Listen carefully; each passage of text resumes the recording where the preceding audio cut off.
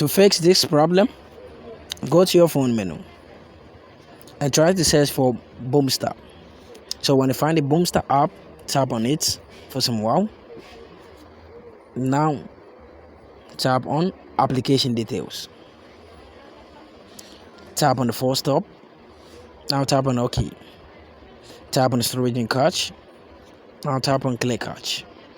After that, go back and tap on notification. So when you get to notification, what you have to do is to toggle the show notification on. When it's off like this, just tap on it to turn it on. Now go back and tap on mobile data and Wi-Fi. To get here, tap on background data. Make sure it's turned on. So when it's turned on, go back, then now tap on the storage and cache.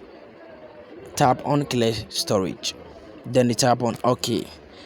After doing this, what you have to do is to check for update for the app on Google Play Store. So after updating the app, make sure to tap on the power button for some while.